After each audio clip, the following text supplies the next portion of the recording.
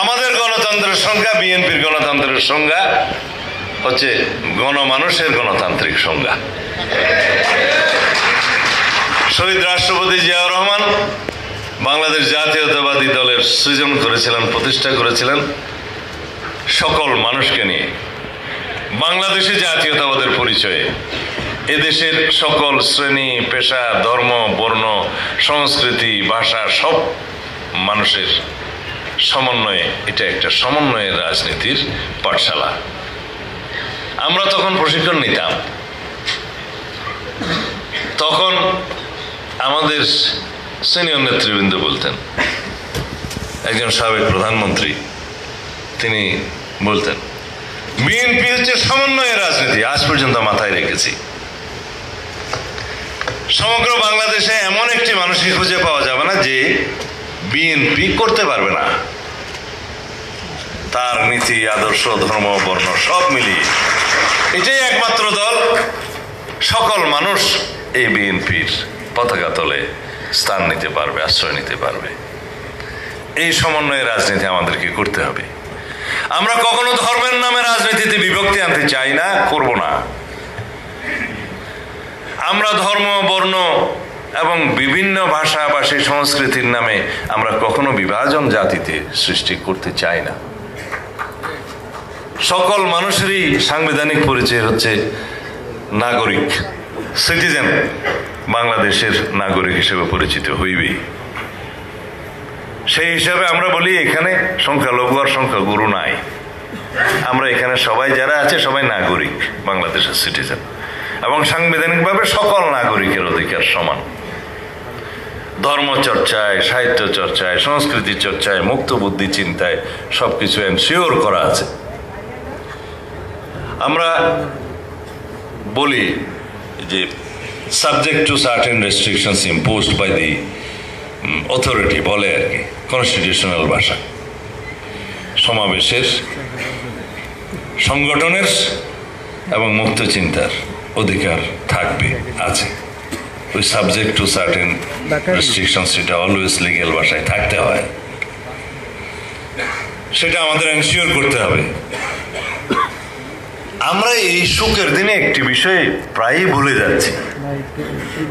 অতীতের বেদনা বিদুর গণতান্ত্রিক সংগ্রামের কথা আমরা ভুলে যাচ্ছি। আমরা ইদানিং ফ্যাসিবাদী আওয়ামী লীগের কুকীর্তির কোনো কথাই আমাদের বক্তৃতা বিবৃতি বলছি না। কেউ কি লক্ষ্য করছে বিষয়টা? এবং একটি দল আওয়ামী লীগের ভোট প্রাপ্তির জন্য আওয়ামী লীগের বিরুদ্ধে একটি শব্দ উচ্চারণ করে না। আমাদের গ্রামের ভাষায় কথা বলে যে বাসরের নাম মুখে নেওয়া যায় না। এখন সেই দলটি আওয়ামী লীগের ভোট টানার জন্য তাদের যে ভূমিকা সেটা জনগণের সামনে উন্মোচন করেছে। কিন্তু আমরা এই দেশের রক্তস্নাত ইতিহাসের কথা কখনো যেন ভুলে না যাই। আওয়ামী লীগের দুর্নীতি,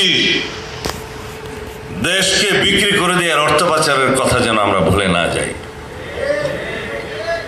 এদেশ থেকে গণতন্ত্র বিলুপ্ত করে দেওয়ার ইতিহাসকে যেন আমরা ভুলে না যাই।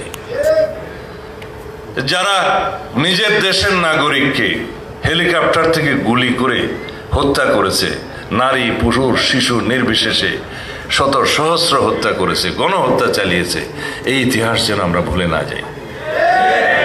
যারা গাড়ির চাকায় পিষ্ট করে আমার ছাত্র বন্ধুদের, আমাদের অভ্যুত্থানকারী বাংলাদেশের গণমানুষকে পিষ্ট করেছে, সেই কথা যেন আমরা কখনো ভুলে না যাই।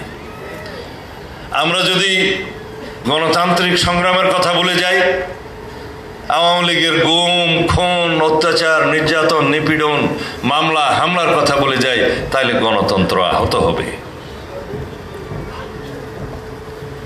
আমি এখানে বক্তব্য শেষ করার আগে কয়েকটা উপদেশমূলক বক্তব্য তোমাদের সামনে দিতে চাই। তোমাদেরকে পড়তে হবে, পড়তে হবে এবং পড়তে হবে। আমরা রাকিব একটু আগে মিটিং শুরুর আগে বললো যে সবাইকে এক একটা করে ফাইল দিলাম, কেউ ফাইলটা তো উল্টিয়ে দেখলা না। রাজনীতিতে টিকে থাকতে গেলে আগামীতে তথ্য প্রযুক্তি পড়াশোনা মানে মেধাভিত্তিক জ্ঞান নির্ভর এবং প্রযুক্তি নির্ভর রাজনীতি করতে হবে। দেবপ্রিয় ভট্টাচার্যের নেতৃত্বে, প্রফেসর দেবপ্রিয় ভট্টাচার্যের নেতৃত্বে বিশিষ্ট অর্থনীতিবিদ হোয়াইট পেপার সেল গঠন করা হয়েছিল। সেটার নাম দিয়েছিল white paper on state of the Bangladesh economy. এটার রিপোর্ট তারা কয়েক মাস কাজ করে সরকারের কাছে প্রদান করেছিলেন। আওয়ামী লীগের সময়ে 2009 থেকে 2023 সাল পর্যন্ত এই সময়ের অর্থনীতির চালচিত্র কি সেটা রিপোর্ট দেওয়ার জন্য। এটা তো বিএনপি করে নাই, অন্তর্বর্তীকালীন সরকার করেছে। নিউট্রাল একটা বডি সেটা রিসার্চ করে সরকারের কাছে রিপোর্ট প্রদান করেছে। আমরা সেটা জনগণের সামনে কতটা উপস্থাপন করছি? এই যে সহজ ভাষা, যাই যে বলা অতি সহজে, সেই হিসাবে উপস্থাপন করতে হবে। কারণ সেটা 385 পৃষ্ঠা, ইংরেজিতে লেখা, কে পড়বে? এই তো তার মধ্যে একটা এক্সিকিউটিভ সামারি আছে, তোমরা ওয়েবসাইটে পাবে, খুঁজে নেবে, 9 পৃষ্ঠা মাত্র। তার কয়েকটি কথা যা স্মরণে দেওয়ার জন্য বলছি। যেহেতু জাতিসংঘের রিপোর্ট, হোয়াইট পেপার সেলের রিপোর্ট এবং এই জাতীয় নিউট্রাল বডির যে রিপোর্টগুলো, সেটা জনগণের সামনে গৃহীত হবে খুব সহজেই। এটা কোনো রাজনৈতিক দল উদ্দেশ্যপ্রণোদিতভাবে কোনো কমিটি করে রিপোর্ট প্রদান করেনি। সেখানে বলছে 2009 থেকে 2023 পর্যন্ত যে পাবলিক ফিনান্সের মিসইউজ হয়েছে বা পুয়ারলি ম্যানেজড পাবলিক ফাইন্যান্স বলে আর কি, এটা কোথাও ট্যাক্স এক্সামশন দিয়ে, কোথাও অন্য সুযোগ সুবিধা দিয়ে যে এটা পুয়ার একটা অর্থনৈতিক পরিক্রমা আওয়ামী লীগ চালিয়েছে, তার মধ্য দিয়ে যেই তসরুপ হয়েছে, অপচয় হয়েছে, সেটা দিয়ে বাংলাদেশের 2টা শিক্ষা বাজেট করা যায়, 3টা স্বাস্থ্য বাজেট করা যায় 3 বছরের। এটা খুব সহজ কথা করে বলতে পারবে। বলেছে ব্যাংকিং এবং নন ব্যাংকিং ফিনান্সিয়াল সেক্টর থেকে যে লুটপাট হয়েছে, রাজনৈতিক বিবেচনায় যে ঋণ দেওয়া হয়েছে, যেটা তসরুপ হয়েছে, সেটা দিয়ে 24টা পদ্মা সেতু নির্মাণ করা যেত এবং এই মেট্রো রেলের মতো 14টা metro system, Dhaka metro system নির্মাণ করা যেত। ভালো করে বললাম যে নূরের না, শুধু এই 2টা বিষয় বললাম, কি ধরনের কথা? আরো অনেক বিষয় তো আছে। যে পরিমাণ বাংলাদেশ থেকে অর্থ পাচার হয়েছে ব্যাংকিং লুটপাটের মধ্য দিয়ে, সেটা বিলিয়ন ডলারে না বলে অঙ্কে বোধহয় 29,25,000 কোটি টাকা। ডক্টর জিয়া, সংখ্যা ঠিক আছে? 29,25,000 কোটি টাকা অঙ্কের পরিমাণ। বিলিয়ন ডলারেরটা কথা যেন আছে, সেটা জনগণকে বলা যাবে না? যদি সহজ করে বলতে চাও, 29,25,000 কোটি টাকা আওয়ামী লীগের ওই সময় শুধু বিদেশে পাচার হয়েছে। এই হোয়াইট পেপার সেলের রিপোর্ট। তাইলে একটা দেশকে অর্থনৈতিকভাবে শেষ করে দিয়েছে আওয়ামী লীগ, গণতন্ত্রকে কবর রচনা করে দিয়েছে কনস্টিটিউশনালি। ব্যক্তিতান্ত্রিক এবং দলতান্ত্রিক স্বৈরতান্ত্রিকতা, ফেসিবাদী সিস্টেম প্রতিষ্ঠা করেছিল আওয়ামী লীগ। এই আওয়ামী লীগ একদলীয় রাষ্ট্র ব্যবস্থা এবং একদলীয় স্বৈরতান্ত্রিকতা সৃষ্টি করেছিল বাংলাদেশে। এই কথাগুলো বলা যাবে না? আমরা এখন বলছি না কেন? যারা আওয়ামী লীগের ভোট প্রার্থনা করছে তারা না বলুক, আমরা জনগণের সামনে এই কথাগুলো বলবো যে এইখান থেকে আমাদেরকে বাংলাদেশকে আবার দাঁড় করাতে হবে, টেনে তুলতে হবে, তাহলে পরে বাংলাদেশের পক্ষের যারা শক্তি তারা সবাই এক হোক। আর যাদের ইতিহাস হচ্ছে সবসময় বাংলাদেশের স্বার্থের বিরুদ্ধে, যাদের ইতিহাস হচ্ছে 1947 থেকে 1971 পর্যন্ত বাংলাদেশের স্বাধীনতার বিপক্ষে, তাদের কথাও আমাদেরকে বলতে হবে।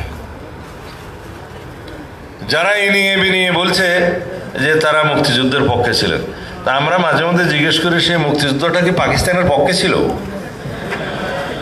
সেটা আমাদের ছাত্র বন্ধুরা ভালো মতো বলতে পারবে জনগণের সামনে। কিছুদিন পরে তারা হয়তো বলবে যে তারাই একমাত্র মুক্তিযুদ্ধ করেছিল, আমরা করি নাই। এরকম অনেক বক্তব্য আপনারা ভোটের ময়দানে শুনতে পাবেন। কিন্তু বাংলাদেশের জনগণ অনেক সচেতন। এখন আর ধর্মের বিড়ি বিক্রি করে বাংলাদেশের জনগণের সামনে ভোট চাওয়া যাবে না। তারপরেও আমাদেরকে মাঠে ময়দানে আমাদের পরিকল্পনা নিয়ে যেতে হবে। আমরা জনগণের জন্য কি করতে চাই? জনগণের কাছে আমরা ভোট চাইব, তো জনগণ তো আমাদের কাছে কিছু চাইবে। আমরা বলবো আপনারা রাষ্ট্রের প্রতি দায়বদ্ধ থাকবেন, গণতন্ত্রের প্রতি দায়বদ্ধ থাকবেন, ঐক্যবদ্ধ থাকবেন। আমরা রাষ্ট্র বিনির্মাণের জন্য, প্রকৃত গণতান্ত্রিক সংস্কারের জন্য, রাষ্ট্র কাঠামো মেরামতের জন্য, আমাদের লক্ষ্য অর্থনৈতিক মুক্তির জন্য এই কর্মসূচিগুলো আমরা এনেছি। এগুলো আমাদের জনগণের, এদেশের মানুষের মুক্তির সনদ হিসাবে আমরা উপস্থাপন করছি। আমাদের কথা পরিষ্কার, ইহজগতে আমরা কি করতে চাই সেটা এই দেশের জনগণের সামনে উপস্থাপন করছি। এই আপনার স্বাস্থ্য, এই আপনার সন্তানের শিক্ষা, এই কৃষকের সমস্ত উপকরণের ন্যায্য মূল্যে পাওয়া এবং কৃষি পণ্য, কৃষি উৎপাদন পণ্যের ন্যায্য মূল্য পাওয়া, এই আপনার জন্য স্বাস্থ্য কার্ড।